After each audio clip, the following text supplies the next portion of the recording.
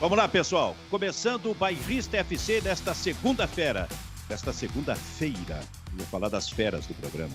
Estou vendo aqui, então, na tela do meu computador, Kleber Grabowska, Fabiano Baldasso, e em seguida vou ver Júnior Maicá, porque está começando o programa depois da primeira rodada do Campeonato Brasileiro. A gente começa direto falando de futebol ou poderíamos ser eu falar sobre giro nos stories, alguma coisa assim, ô Baldasso? Sempre passou o final de semana, né? É sempre importante que o final de semana tenha um agito muito significativo das grandes personalidades gaúchas. A Renata Medeiros, a Cris Bart, o Túlio Milman, a família Fagundes, o Potter. São as grandes figuras da cultura do Rio Grande do Sul. Eu acho importante ver. Será que o Potter fica sabendo que tu fala dele, não? Vai cá. Ele fica sabendo ou não? Oi, Silvio. Perdão, estava aqui fazendo uns ajustes aqui. Ô, Kleber, de novo? É que assim, ó. Silvio, é só aparecer.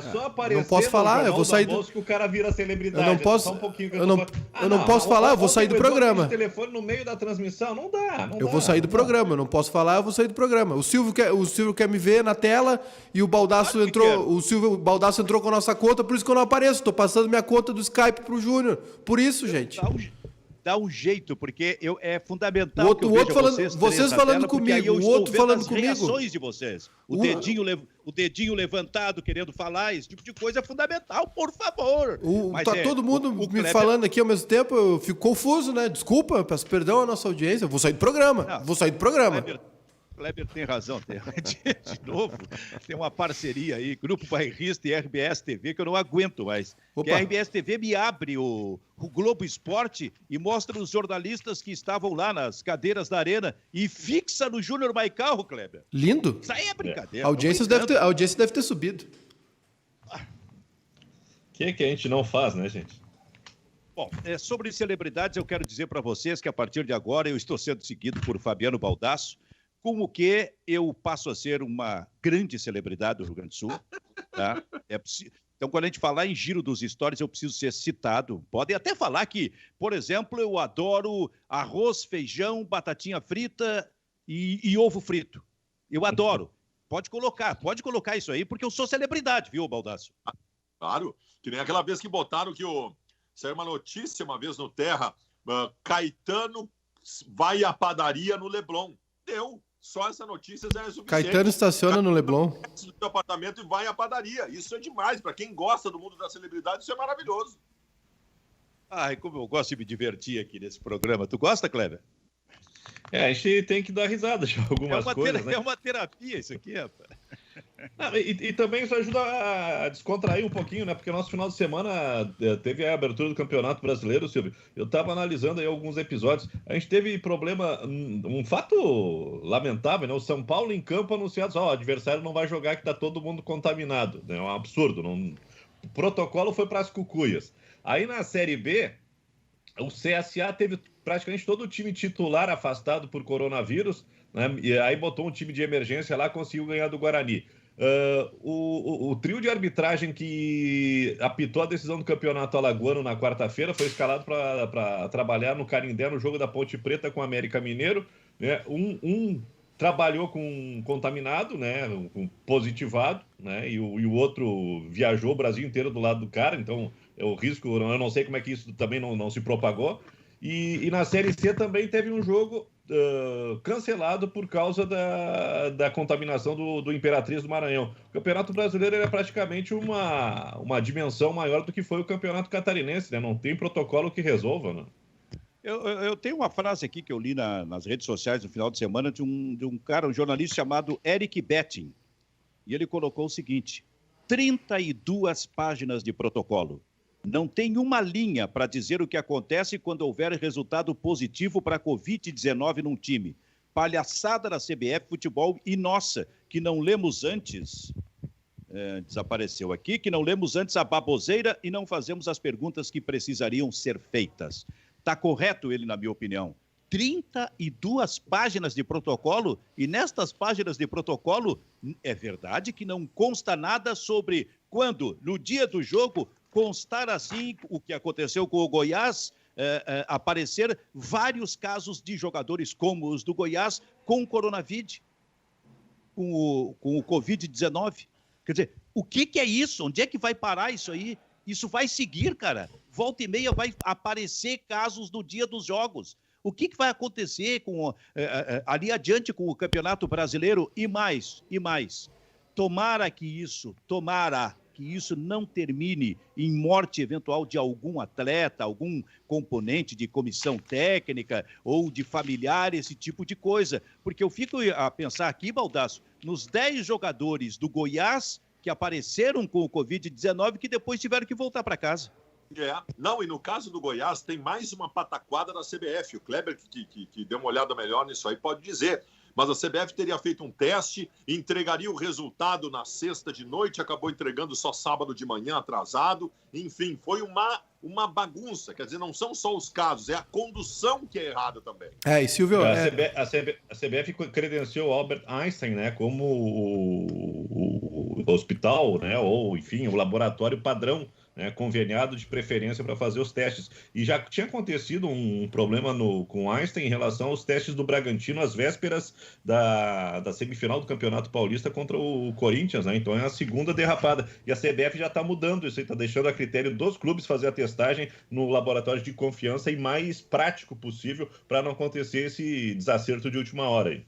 Era o que eu ia dizer, né? Não, era o que eu ia dizer, mas o Clebinho sempre em cima do lance, é que a CBF tentou padronizar os testes, né?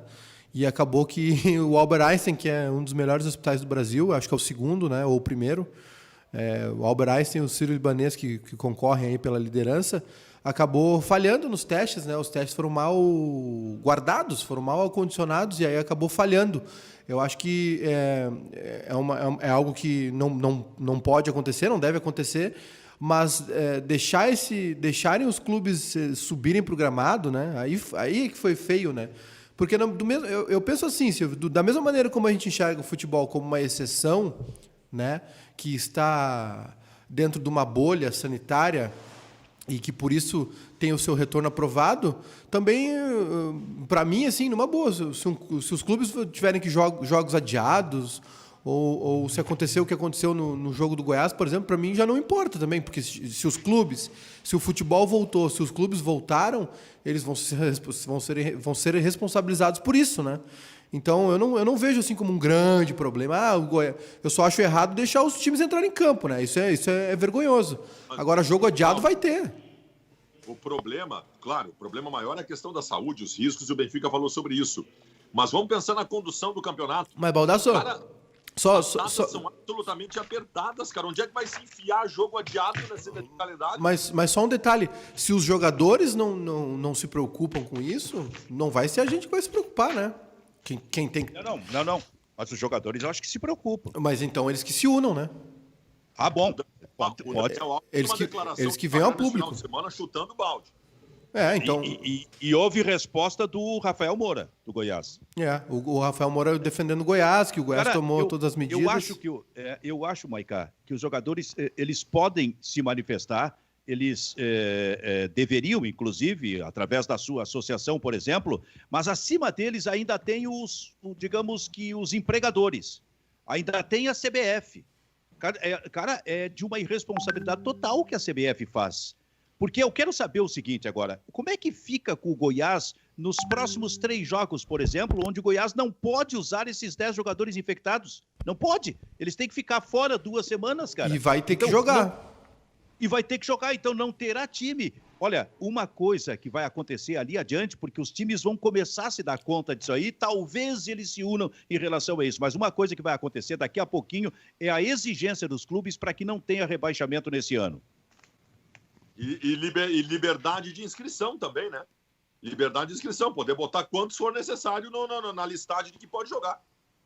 Aí tem outro detalhe, né? Por enquanto é Campeonato Brasileiro. Imagina quando a coisa começar a apertar na questão de Libertadores e rebaixamento, e acontece um caso desses. Imagina o tumulto que vai ser, tem que parar o campeonato, tem que esperar o time voltar, porque, né, como é que tu vai... É um descritério técnico isso, né? E o Fabiano fala bem, o Campeonato Gaúcho, a questão do fim do rebaixamento foi fundamental para os clubes aceitar tudo que a federação propôs no protocolo, né? Porque senão seria um risco muito grande. O início do campeonato é uma coisa, mas passa aí começa o segundo turno, começa a ver teu time despencar na tabela, tu não vai abrir mão de um jogo, não vai abrir mão de jogar com um grupo titular, com a maior qualidade que tu tiver. Eu me lembro, acho que no campeonato da Ucrânia, que retornou, aí teve um time que teve praticamente a mesma situação do Goiás, né? Quase todo mundo foi flagrado no teste, ficou impedido de jogar, aí colocou um time alternativo com um monte de gente do sub-20 e levou 7-0 na partida, né? Isso causa um desequilíbrio, né?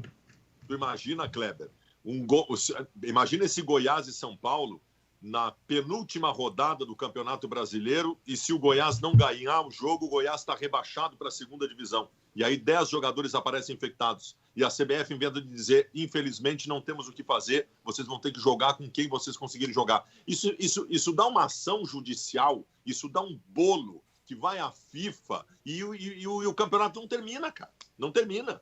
É uma loucura. Eu gosto sempre de colocar uma coisa aqui, e até é interessante esse assunto levantado pelo Maicá, sobre os jogadores se unirem, se manifestarem a respeito do assunto. Afinal de contas, os que estão mais diretamente correndo risco nesse processo são os jogadores que estão lá dentro de campo. Agora, eu fico a pensar o seguinte, a gente centraliza, a imprensa centraliza, evidentemente, que todo o seu trabalho de cobertura, de opinião, em cima de um Campeonato Brasileiro da primeira divisão, em cima dos grandes times.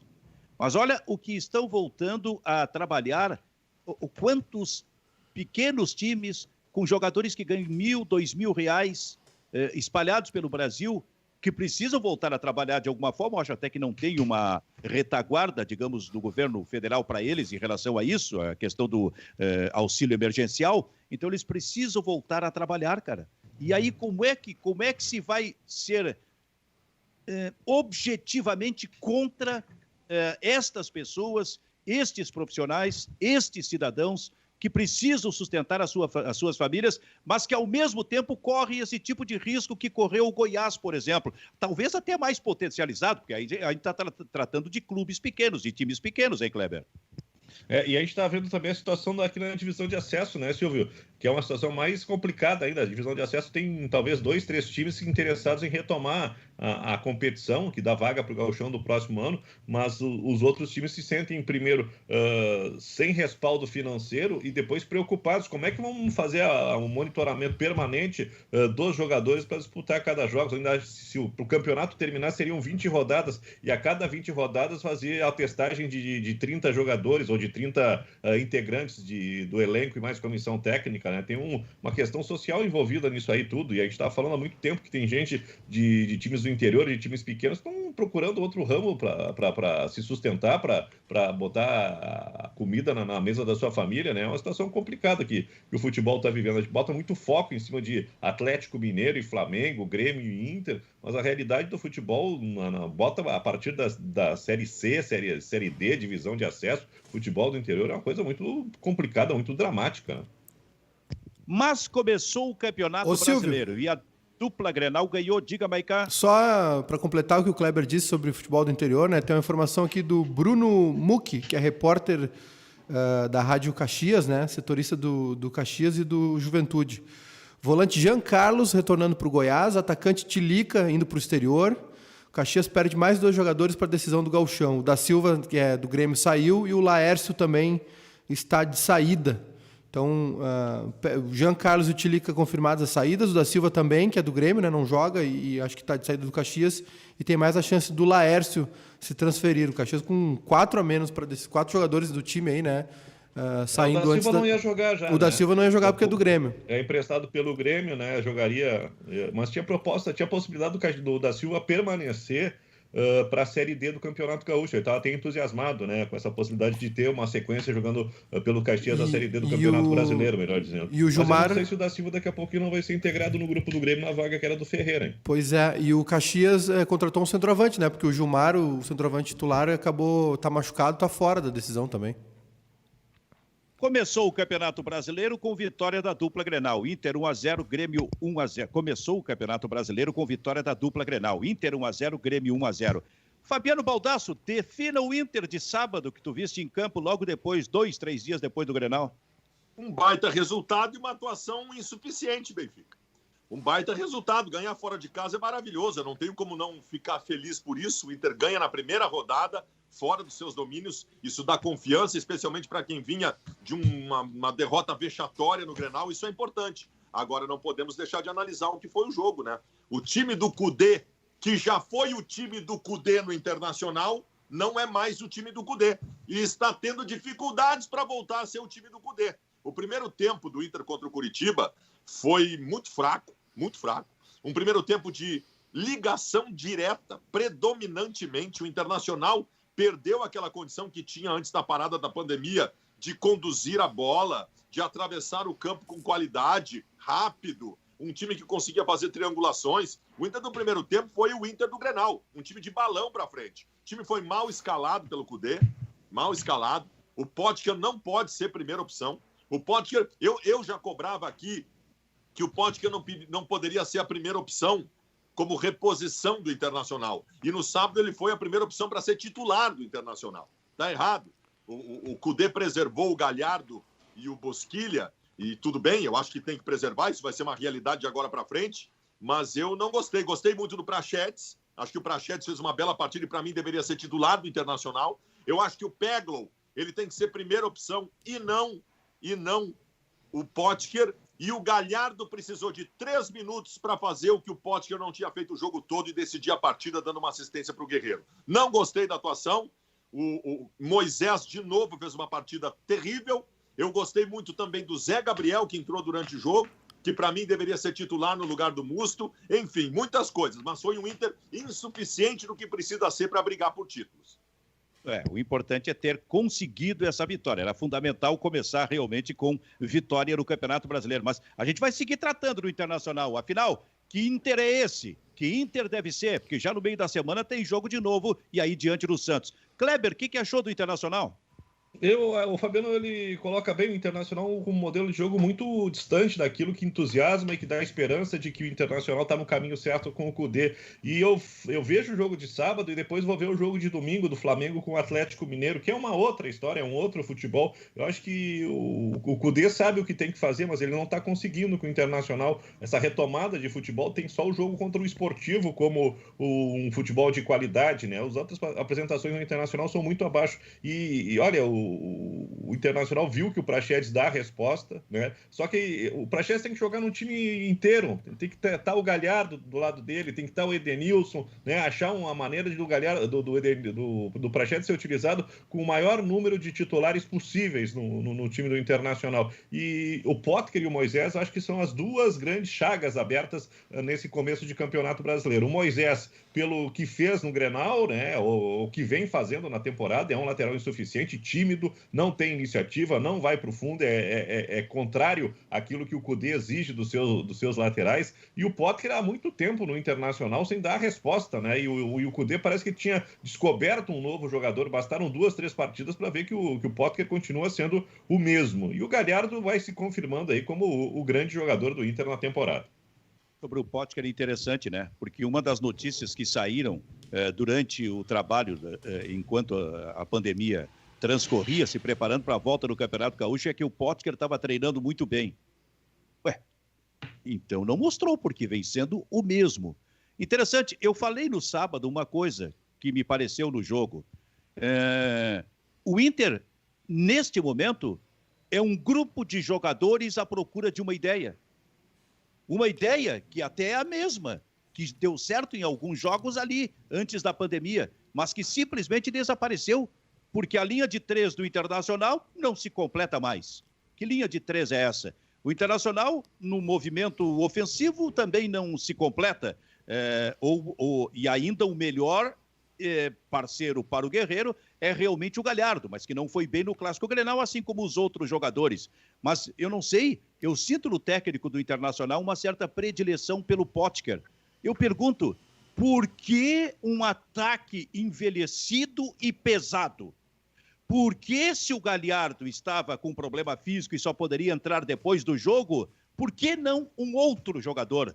Uma alternativa que não fosse mais leve, mais jovem, para rejuvenescer esse time do Internacional, esses movimentos do meio para frente, assim como com o Praxedes, que eu concordo contigo, agora tem que ser titular para mim nesse meio campo do time do Internacional, mas por que a dificuldade de encontrar um outro jogador para fazer um time melhor e para fazer voltar a ideia que os jogadores estão procurando agora, Baldasso? Não, e o preterido para que o Potker jogue é o Peglo, que é um menino que simplesmente é um fenômeno de categorias de base de seleção brasileira.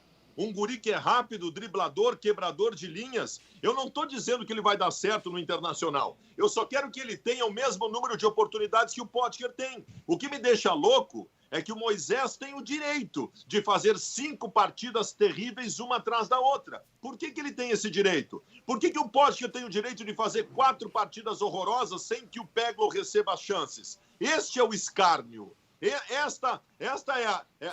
Isso é o que está fora do compasso no Internacional. Eu quero que, se o Moisés faz 5 partidas ruins, que deem 5 partidas para o guri e para o Léo Borges. Dá 5 partidas para o Léo Borges. Se ele fizer 5 partidas ruins como o Moisés, tira também.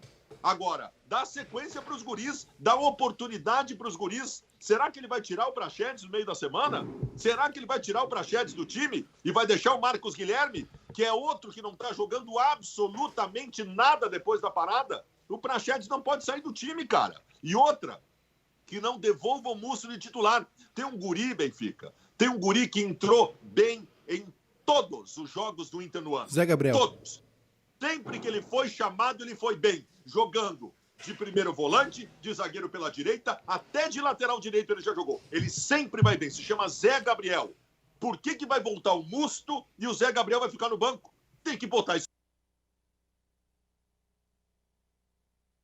De observação. Fala, Maicá. Eu acho que, para mim, está muito claro, Silvio, que o Inter não tem peças para fazer o que o Kudê quer fazer. Mas o esquema é bom, a ideia é boa, alguns jogadores entenderam como funciona, mas está muito claro que o Inter tem sérios problemas, sérias carências no seu plantel. O Moisés é uma delas, tanto o Lindoso quanto o Musto ali naquela função não acrescentam em nada, né? Eles jogam...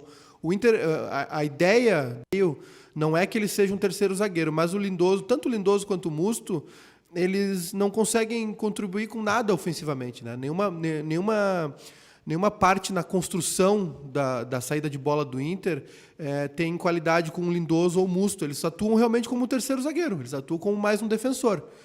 Nisso eles funcionam, né? Eles ficam entre os 2 zagueiros, fecham ali.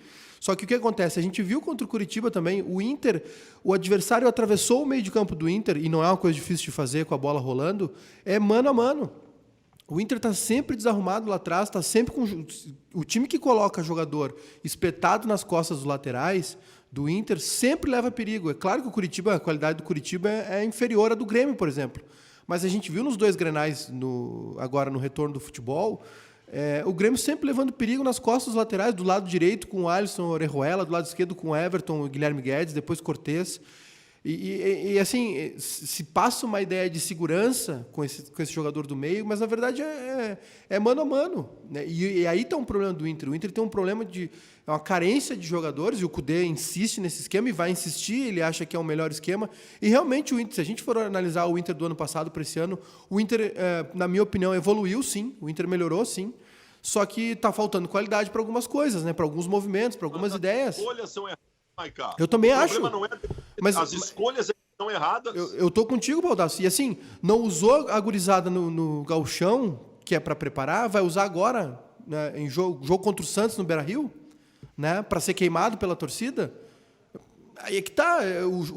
O tempo que era para testar a gurizada era naqueles jogos. Não era botar o Praxedes aos 45 do segundo tempo, era botar ele o jogo todo. O Zé Gabriel, a gente viu o Zé Gabriel foi um dos únicos que se salvou no time da Copinha, da Copa Soverardi do Inter, né? E assim, tem que mesclar, tem que botar os caras que estão dando resultado, tem que deixar o Guerreiro, tem que deixar o Thiago Galhardo, tem que deixar o Bosquilha, né? Tem que botar o argentino na lateral direita, a dupla de zaga está consolidada, tem gente que prefere o Moledo, mas enfim, o Fux não é um problema, né?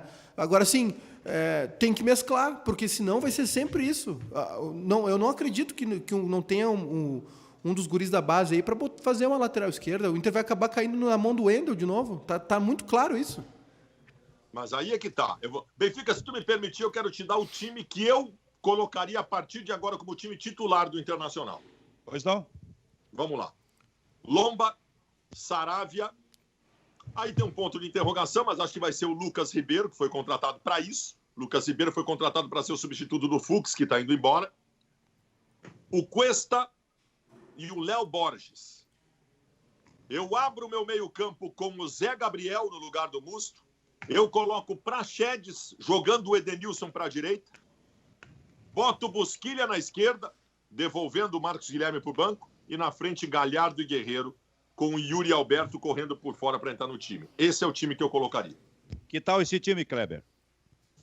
Tem aí a questão do Zé Gabriel. Acho que é um jogador que tem um crescimento muito bom, mas eu vejo, dentro da ideia que o Júnior falou, né, que o Cudê tem uma ideia de time e não tem muita alternativa. E tem que ajustar essas peças, né? O Marcos Guilherme é um jogador que afundou, o D'Alessandro é um jogador descartado, o Potker não pode ser alternativo. Acho que o Internacional tem que acertar essa linha, até reposicionando o Edenilson para que o Praxedes possa ter lugar no time e ver a lateral esquerda, né? Acho que o Saravia dá uma resposta ofensiva muito melhor dentro da proposta que o Cudê, que é do time, uma proposta que o Moisés não consegue executar, e no fim o Internacional vai ficar na mão dos velhos conhecidos, né? Vai ficar na mão do Potker, vai ficar na mão do Patrick, vai ficar na mão do Wendel. Acho que o Cudê tem que achar um novo espaço para a gurizada, tem que dar uma maneira de projetar quem está surgindo na categoria de base, mas ele também tem que pensar num outro desenho tático para o time do Internacional, porque quando sai um titular, o Inter se desencontra, né? Tá sofrendo com a saída do Edenilson, com uma parada de campeonato. O Internacional sempre tem um problema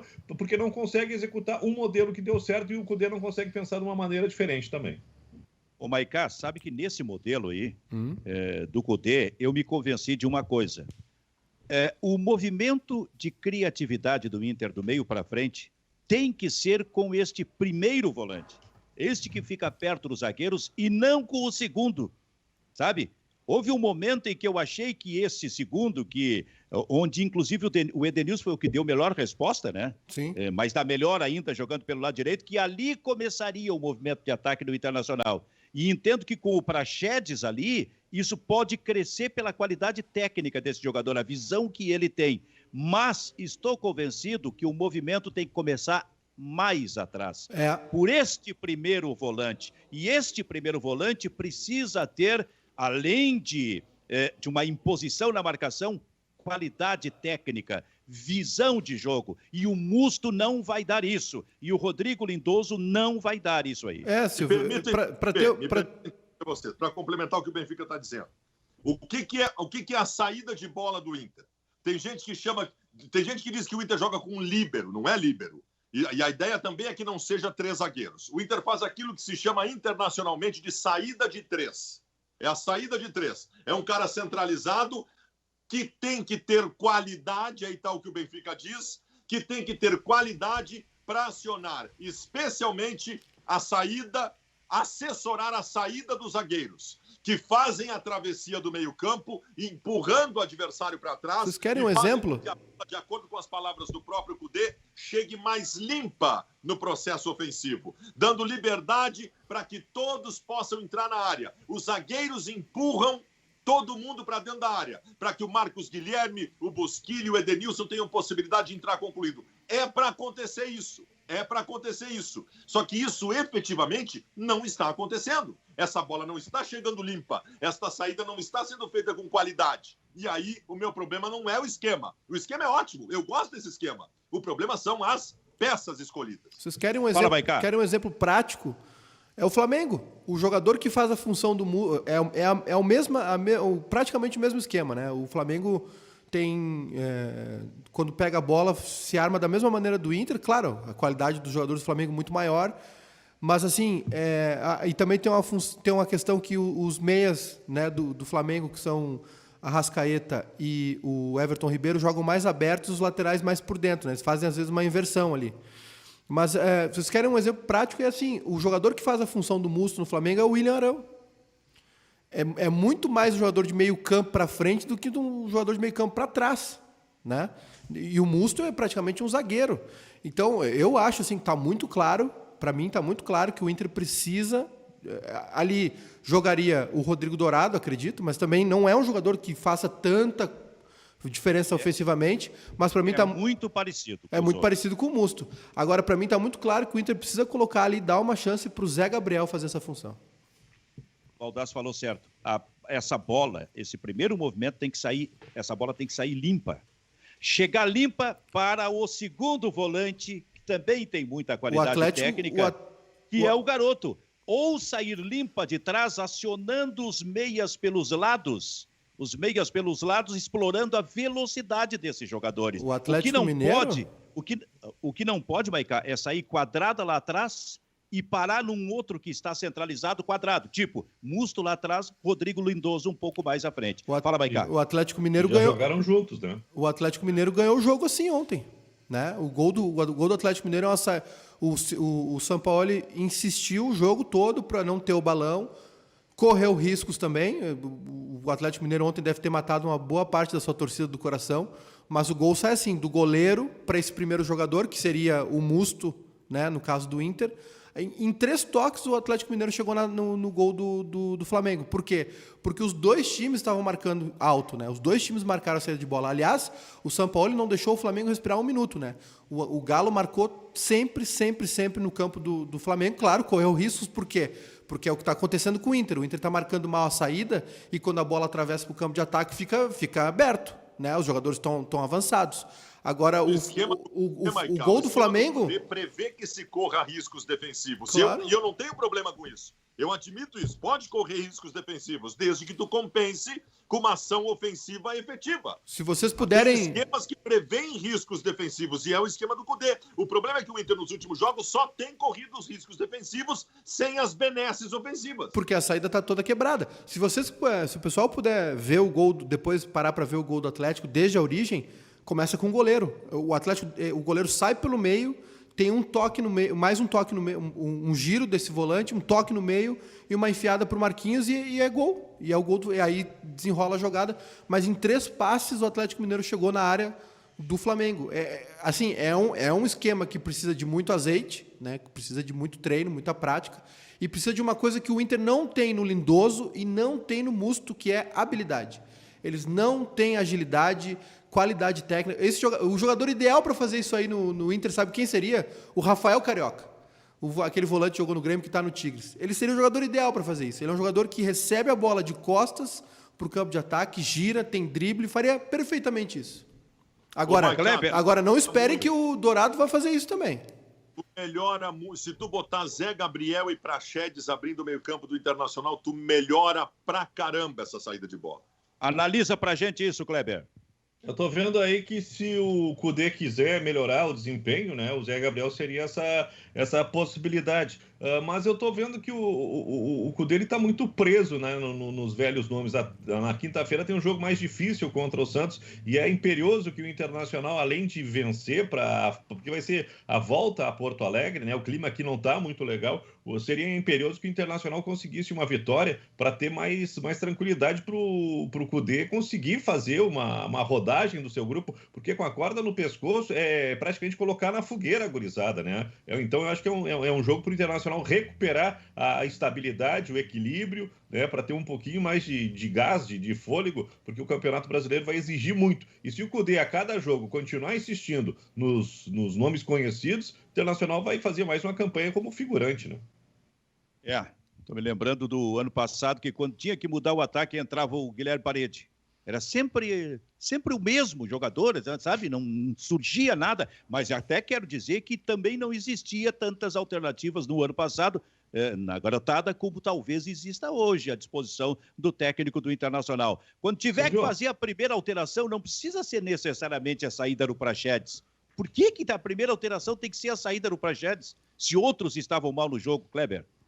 O Praxedes até que tem a questão de adaptação, e eu acho que isso também é culpa do Kudê, porque se desse mais minutagem para o Praxedes e não colocasse ele aos 44 naquele jogo ridículo lá em Bento Gonçalves contra o Esportivo, o cara ia se sentir mais à vontade, ia ter mais fôlego e mais intensidade, mais regularidade para correr os 90 minutos. É uma fase de adaptação do Praxedes e talvez isso aí faça com que ele não suporte com a mesma qualidade os 90 minutos. Mas em momento algum ele comprometeu no jogo de sábado. Ele estava tendo um desempenho muito legal, né? Talvez tenha cansado um pouco, mas isso também é uma questão de adaptação de quem está saindo num sub-17 direto para o grupo principal. O Internacional anunciou oficialmente a contratação do Lucas Ribeiro, né? Zagueiro de 21 anos, que surgiu em 2018, graças ao Carpegiani. O Vitória estava numa pindaíba, né? Tinha se livrado em 2017 graças ao Marinho. Em 2018 começou a balançar lá, o Carpegiani fez uma intervenção, botou a gurizada para jogar, e o Lucas Ribeiro é um jogador que se firmou. Apesar de ter 1,90 m, ele tem ainda, segundo informações do pessoal que acompanha a carreira dele, uma deficiência no jogo aéreo. Mas eu estava olhando ali uma montagem lógico que os melhores momentos são os melhores momentos, né? Uma característica dele é um jogador que tem uma boa antecipação e uma saída rápida para o ataque, aquela saída veloz que o Cuesta coloca às vezes pelo lado esquerdo, o Internacional vai ter com o Bruno Ribeiro, e é um jogador de bola no chão, né? Então, se o Bruno Fux ganhar a condição de titular, porque tem esse passe qualificado, mesmo que ainda em fase de adaptação num time profissional, o Internacional buscou nesse zagueiro o Bruno Ribeiro, um jogador com a mesma característica. Acho que... Como? Lucas Ribeiro. Lucas Ribeiro, né? Acho um zagueiro com a mesma característica do Fux. E eu acho que chega para ser titular. O Moledo vai ter que esperar mais um pouquinho. O Moledo... Deixa eu só dizer, só para a gente grudar as duas coisas. O Fux está sendo vendido, tá? O Fux talvez, e é possível que nem jogue na quinta-feira. O clube que tinha encaminhado uma proposta e o Inter estava encaminhando o seu aceite era o Lille da França. O Inter receberia O Inter tem 70% do Bruno Fux e venderia 60%, ficaria com 10%. O Inter venderia esse 60% por 7,5 milhões de euros. Isso é 50 milhões de reais. Porém, a informação do começo da tarde de hoje é que apareceram outros interessados antes do Inter dar o sim, e talvez possa acontecer uma coisa maior. Mas assim, é fato consumado. O Fux nessa semana será vendido. Júnior Maicá, o Grêmio te agradou? O Grêmio sem Matheus Henrique e sem Jean-Pierre? Essa foi o principal desfalque do Grêmio ontem, Silvio, foi a falta do Matheus Henrique, né? Não tanto defensivamente, mas demorou um pouquinho pro Lucas Silva e Maicon se encontrarem, né, dentro de campo. Porque o Grêmio tem se a gente for pensar aí nos jogos do ano, o Maicon jogou com o Lucas Silva só com o Matheus Henrique junto, né? Eu não tenho memória de ter um jogo Lucas Silva e Maicon. Foi sempre Matheus Henrique e um dos dois. E acho que causou um pouco de confusão ali no começo. Ontem foi um retorno nosso, né, Silvio? O Brasileirão tem um protocolo diferente para os veículos de imprensa. Então, ontem nós retornamos ao estádio. Eu retornei ao estádio, me posicionei de propósito bem atrás do Renato ali na cadeira gramado. E o Renato reclamou muito do Lucas Silva, né? Reclamou muito, achou o Lucas Silva perdido nesse movimento aí de meio campo. Mas, assim, primeiro, a qualidade do time do Fluminense, né, muito abaixo. Tem um jogador muito bom no Fluminense, o Evanilson, que até não perdeu uma chance ontem. Foi um jogador que apareceu bem no Campeonato Carioca. Está de titular no lugar do Fred. Mas o Fluminense, a qualidade do Fluminense é muito abaixo do Grêmio, mas mesmo assim fez um enfrentamento. O Odair conhece bem o Grêmio, né? E povoou bem o meio-campo ali, começou apertando um pouco o Grêmio. Mas a partir dos 10, 15 minutos, quando o Maicon realmente entrou no jogo, porque, assim, eu já vou falar para o torcedor gremista, vai ter que encontrar uma fonte da juventude, alguma coisa aí, ou montar um jogador colocar um jogador, o Darlan, alguém do lado do Maicon, para ele ensinar como é que se faz essa transição. Porque o Grêmio é muito dependente do Maicon. Da mesma maneira como o ataque do Grêmio dependia do Everton, o meio de campo do Grêmio depende muito do Maicon, Silvio. E no momento que o Maicon entrou no jogo, o jogo começou a fluir, né? Não criou muita coisa no primeiro tempo, não criou uma chance clara, enfim, até o final do primeiro tempo, né? Aí apareceu bem o Isaac que é muito mais um segundo atacante também. No momento não vê, ele está jogando ali na posição do Jean-Pierre, até achei legal do Renato colocá-lo como titular, o Tassiano estava no banco, sei que está voltando daquela torção no tornozelo, no jogo lá na Arena Alviazul contra o Novo Hamburgo, mas o Isaac ele aparece bem na área, né? Aparece bem na frente, assim, ele não é um organizador, ele é um jogador ele é mais atacante, né? E acho até que daqui a um pouco ele pode até ser usado como reserva do Diego Souza. Não sei se não vai acabar sendo essa posição que o Isaac vai jogar. Mas aí, Silvio, foi isso. Quando o Grêmio começou a ficar com a bola, o Fluminense se encaixotou, né? Aí o Grêmio começou a colocar o jogo dele. Mas o primeiro tempo foi bem abaixo do Grêmio, assim. O segundo tempo, sim, com mais espaço, o PP apareceu, o Isaac apareceu mais, né? E aí, claro, a figura do centroavante. O Diego Souza está numa fase muito boa, apesar dos descontos físicos dele. Ele, à medida que o tempo vai passando, ele está adaptando o futebol dele realmente. Tá aqui um cara que até entendeu a contratação do Diego Souza, mas que achava e ainda acha que precisa de um outro atacante, né? Que uma hora vai apertar a coisa. Mas o Diego Souza está dando uma resposta super positiva. É que o Diego Souza veio num pacote com o Thiago Neves. Pois é. Isso é que ficou difícil de entender naquele momento, né?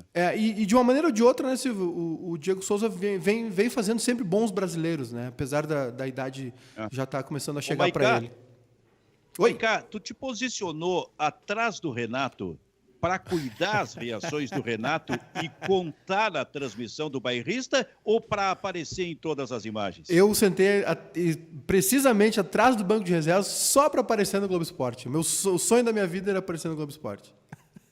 Conseguiu, hein, Baldasso? Não, e Silvio, só rapidinho, olha, é muito curioso, assim, porque, claro, a gente já estive em jogos no gramado, enfim, mas com torcida tu não ouve, né? Mesmo que seja um público pequeno de 8 mil, 9 mil pessoas, tu não ouve.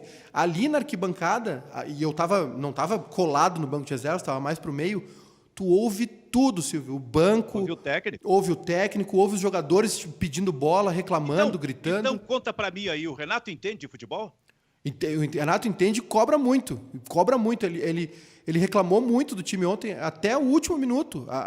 O último lance ali, que foi um cruzamento do Fluminense, o Renato estava pistola da vida. Ele terminou o jogo reclamando. Ele cobra muito dos jogadores. Estou te dando um conteúdo para a tua próxima gravação. Eu sei. As reações do Renato. Eu vou fazer. Pontuar o que o Renato diz, para a gente interpretar que o Renato estava certo. É que a gente não pode filmar ali, né? Mas assim, Renato... Precisa filmar, anota. Renato reclamou, então vou te dizer, Renato reclamou com o Alisson dos escanteios, reclamou com o Diego Souza, que estava errando o pivô. Aliás, o Diego Souza, para quem reclama dos centroavantes do Grêmio, ele parece ter entendido o lance como o Jael entendeu, né?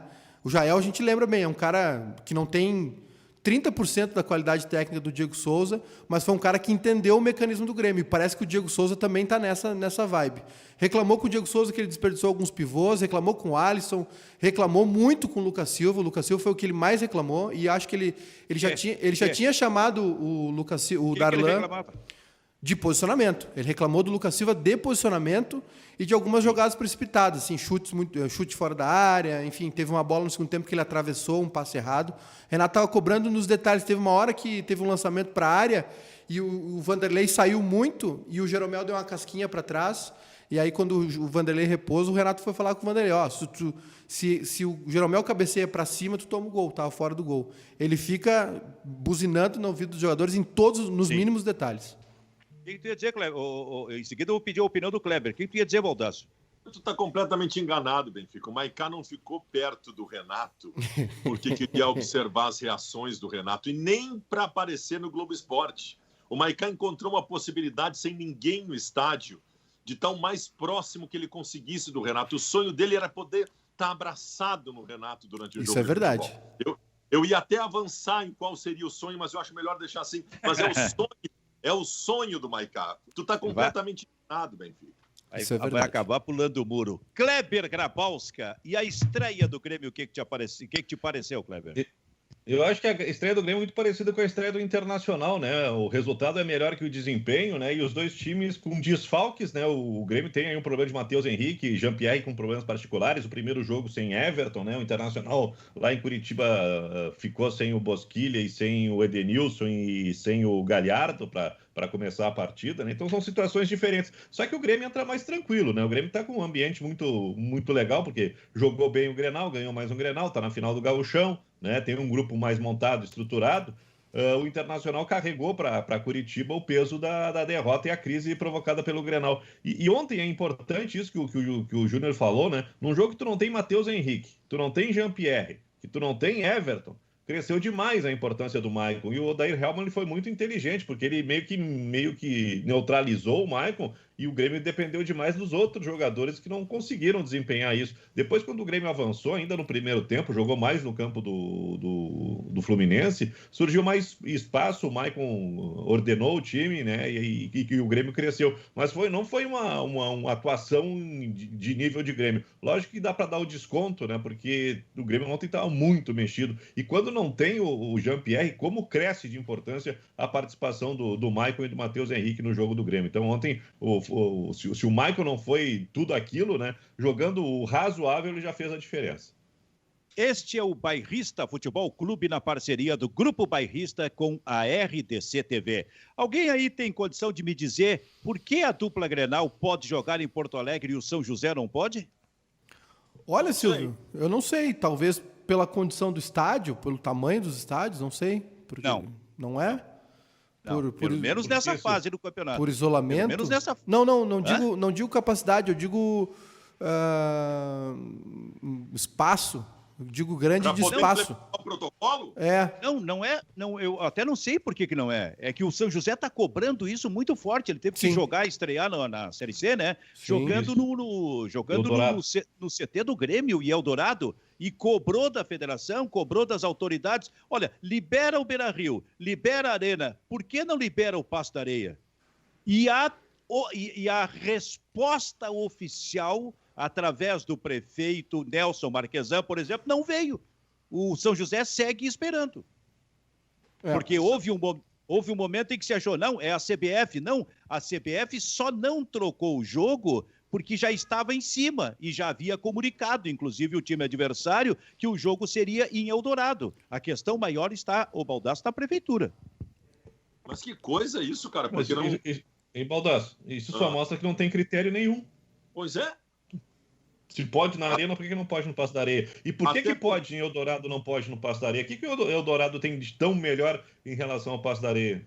Não, até porque o texto da liberação do Marquesan sempre passava pela ideia de que Porto Alegre pode voltar a abrigar jogos profissionais. O último decreto diz isso. Porto Alegre pode ter jogos profissionais. Por que o Passo da Areia não poderia? Pois é, eu acho que cometeram uma injustiça com o Passo da Areia, com o São José, hein? E isso carece realmente de uma resposta melhor da parte da prefeitura. Oi? Ganhou o Zequinha, né? Ganhou 1-0. Ganhou 1-0. Dos gaúchos, só o Ipiranga perdeu, levou um gol aos 45 do segundo. E os outros? O Brasil, sexta-feira, pau e corda, segurou 0-0 com o Cuiabá, lá no Mato Grosso. Mas eu gostei do Brasil. O Brasil colocou em campo um garoto chamado Luiz Henrique, deve ter 17, 18 anos, é cria do Brasil de Pelotas. E o guri quase fez um gol de placa no finalzinho. Acho que o Brasil de Pelotas está achando, né, investindo na base, uma maneira de se recriar, né? As contratações são fracas. O Brasil de Pelotas já estava falando isso na sexta-feira. Eu temo a cada início de Série B pelo rebaixamento do Brasil, ainda mais com o estádio sem conclusão. O Juventude, sábado de manhã, levou um gol a 1 minuto e pouco do CRB, errou um pênalti, estava tudo para ser uma tragédia, mas conseguiu a virada 2-1, vitória importante. E o Ipiranga foi o time que jogou em Brusque, em Santa Catarina, estava jogando bem, estava segurando o empate em 1-1 e levou um gol aos 49. Chegou a informação que o próximo jogo do São José, que é contra o Brusque, o próximo jogo em casa vai ser no Passo da Areia, tá liberado. É pior. Pior a emenda do que o soneto. Ô, Silvio. Agora piorou. Então por que não liberou no primeiro? Ô, Marquesan, por que não liberou no primeiro? E por que não deu nenhuma explicação? Só deu agora na hora da pressão. E aí sim pode jogar. Então houve algum motivo para tirar o jogo. Explica aí, Marquesan. Qual foi o motivo para tirar o jogo do estádio Passo da Areia, esse primeiro, na estreia do São José aí? Fala, Maicá. Tem notícia aí, o Rogério Zimmermann, falando em Chavante, acertou com o Botafogo da Paraíba. Na busca aí por um acesso, né? O Botafogo tá na D, né? Ou tá na C? Agora não sei. Tá na C. Tá na C, né? O Botafogo da Paraíba anunciou aí, então... Baldasso. Rogério Zimmermann. Baldasso, como é que era o nome daquele atacante do Atlético Mineiro ontem? Rápido pela esquerda. Como é que é? Savarino? Não era ele. Não, Savarino, se não me engano, é venezuelano. Ponteiro esquerdo, rapaz. Marquinhos. Sabe quantos anos ele tem? Ah, 18. pois é. É possível botar garoto no time. 18 para jogar contra o Flamengo lá no Maracanã. Mas eu vou te E dizer, encarou.